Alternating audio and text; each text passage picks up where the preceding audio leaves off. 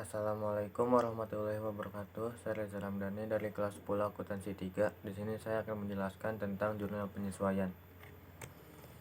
Jurnal penyesuaian adalah jurnal yang dibuat untuk menyesuaikan nilai akun-akun setiap buku besar yang belum mencerminkan jumlah saldo yang sebenarnya.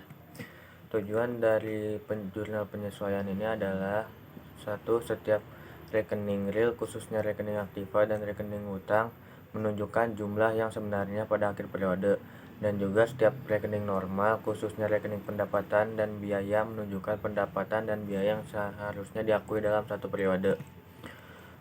Ada akun yang perlu disesuaikan. Yang pertama, beban dibayar di muka. Beban dibayar di muka adalah transaksi yang pada saat terjadinya dikelompokkan sebagai harta aktiva, tetapi akan menjadikan beban di kemudian hari.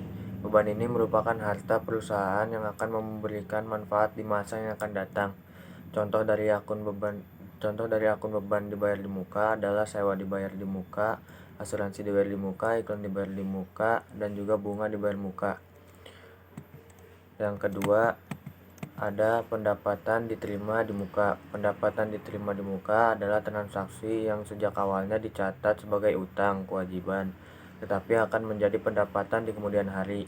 Pendapatan ini timbul karena perusahaan telah menerima pembayaran atas suatu pekerjaan, tetapi belum menyelesaikan pekerjaan tersebut.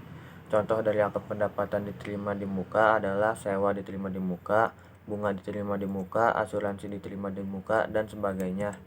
Dan yang ketiga, ada piutang pendapatan atau pendapatan yang masih harus diterima.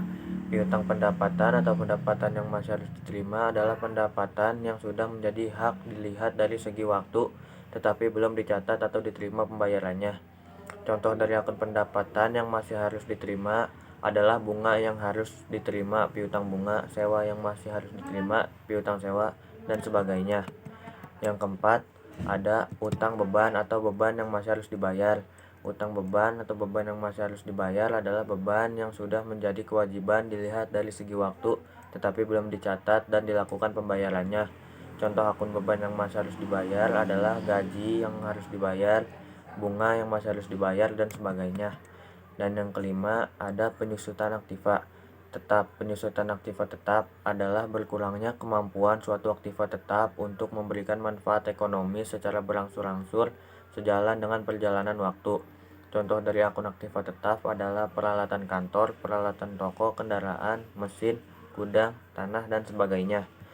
Besarnya nilai penyusutan aktiva tetap dicatat sebagai beban penyusutan aktiva tetap (D), tetapi tidak langsung dicatat pada aktiva tetap yang bersangkutan, karena aktiva tetap harus dicatat sebesar harga perolehannya. Akun yang dipakai adalah akumulasi penyusutan aktiva (K), yang merupakan akun kontra aktiva tetap tersebut. Dan yang terakhir, ada pemakaian perlengkapan. Perlengkapan adalah barang yang digunakan untuk kegiatan perusahaan yang habis terpakai dalam jangka waktu 1 tahun. Pada akhir periode akuntansi harus dihitung berapa perlengkapan yang sudah terpakai dan berapa perlengkapan yang masih tersisa. Contoh akun perlengkapan adalah perlengkapan toko, perlengkapan kantor, dan sebagainya. Segitu saja yang dapat saya sampaikan. Mohon maaf apabila ada kesalahan. Terima kasih atas perhatiannya. Wassalamualaikum warahmatullahi wabarakatuh.